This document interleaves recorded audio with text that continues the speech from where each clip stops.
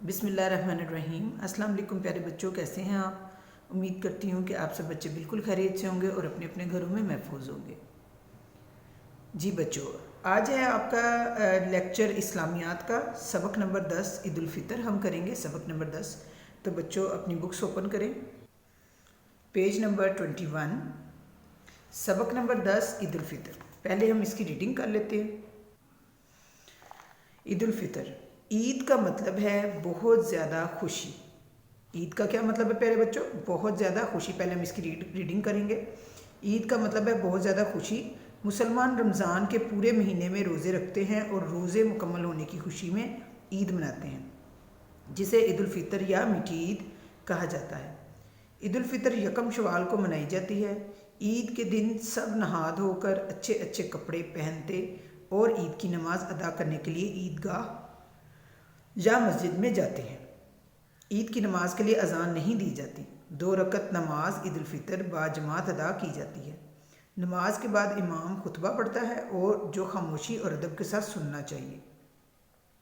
ईद की नमाज अदा करने के बाद लोग एक दूसरे से मिलते हैं और ईद मुबारक कहते हैं। बच्चे अपने बड़ों से ईदी लेकर बहुत खुश नज़र आते हैं। घर में मीठी मीठी और मज़ेदार सवैयाँ तैयार की जाती हैं जो सब शौक़ से खाते और हमसायों को भी बेचते हैं। गरीबों और मोहताजों को ईद की खुशियों में शामिल करने के लिए ईद की नमाज से पहले फितराना दिया जाता है, ताकि वो भी ईद के दिन अच्छे अच्छे कपड़े पहने और खुश नज़र आएँ। जी प्यारे बच्चों, ईद उल फितर कहते हैं छोटी ईद को। आपने सब बच्चों को पता है हमारी 2 ईदें होती हैं, ईद उल फितर और ईद उल अज़हा।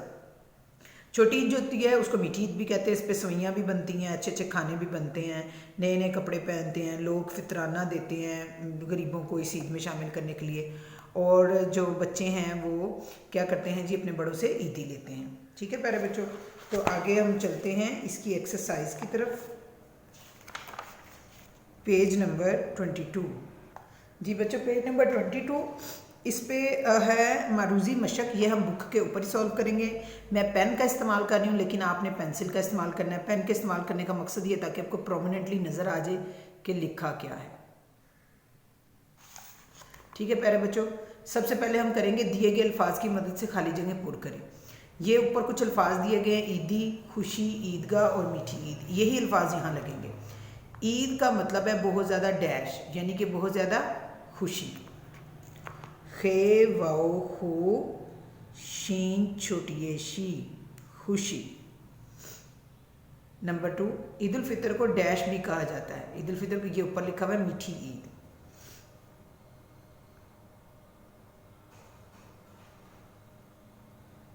मीठी ईद, ईद उल फितर को मीठी ईद भी कहा जाता है। लोग ईद की नमाज अदा करने के लिए डैश में जाते हैं। ये ऊपर लिखा हुआ है ईदगाह। ऊपर से देख के आपने लिखना है ईदगाह। लोग ईद की नमाज अदा करने के लिए ईदगाह में जाते हैं। बच्चे अपने बड़ों से डैश लेकर बहुत खुश नजर आते हैं। ईदी।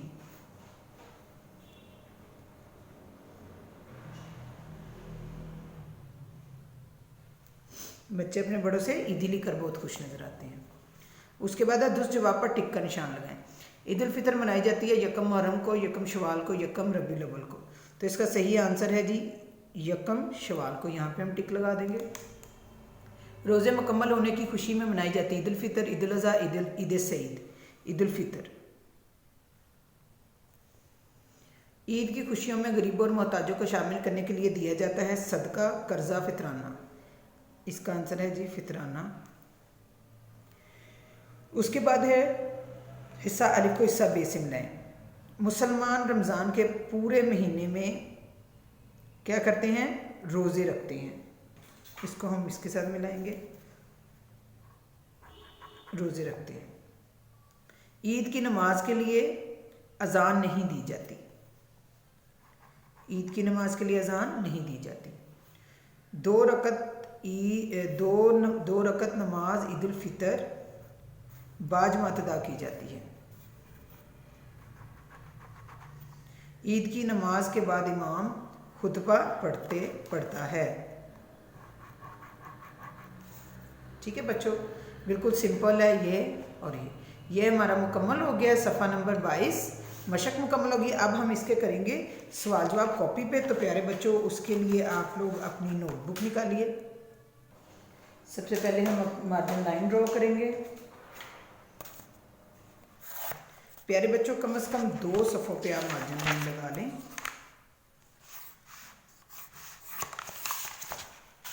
तीन पे लगा लें। ऊपर आ जाएगी हमारा जो है टॉपिक लाइन होती है। सबक नंबर 10 यहाँ पे हम लिखेंगे सबक नंबर 10 ईद उल फितर।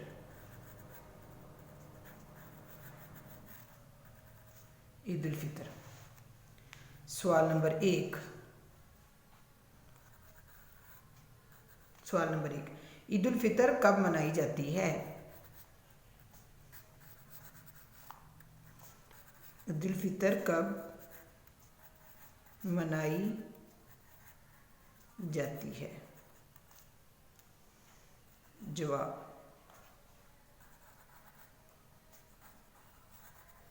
ईद उल फितर यकम शवाल को मनाई जाती है। बच्चों, बुक में इसका आंसर काफ़ी खासा लंबा है, तो आपको वो बिल्कुल पूरा करने की ज़रूरत नहीं है। आप इतना ही करें, ईद उल फितर यकम शवाल को मनाई जाती है। सवाल नंबर 2, ईद की खुशियों में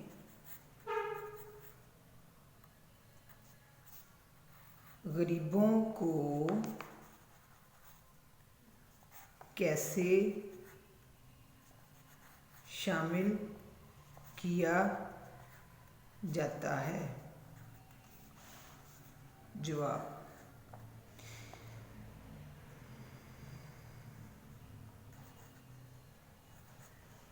ईद की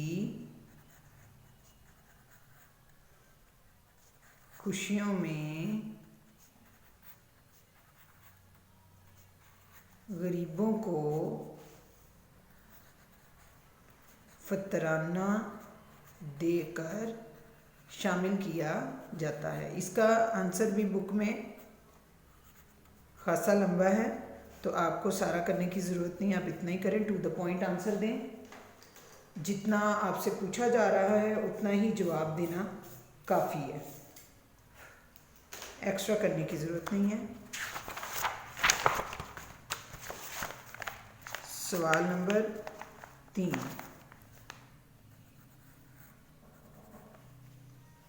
ईद की नमाज कहाँ अदा की जाती है? कहाँ अदा की जाती है? जवाब, ईद की नमाज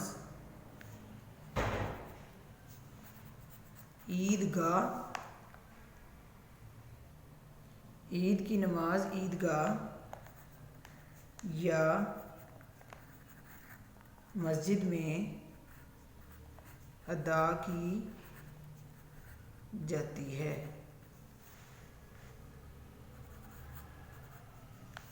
ईद के दिन, सवाल नंबर 4, ईद के दिन ख़ास तौर पर क्या पकाया जाता है? जवाब, ईद के दिन ख़ास तौर पर मीठी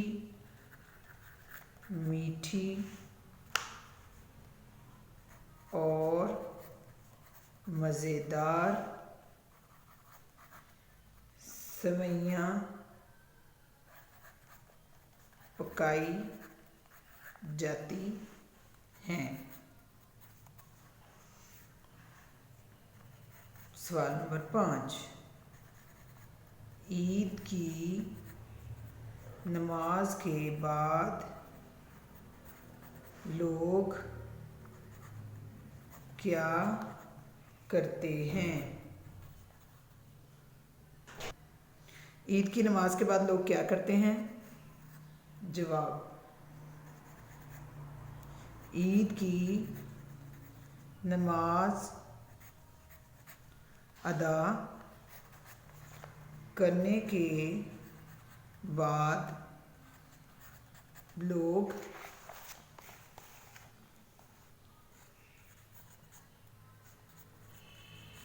एक दूसरे को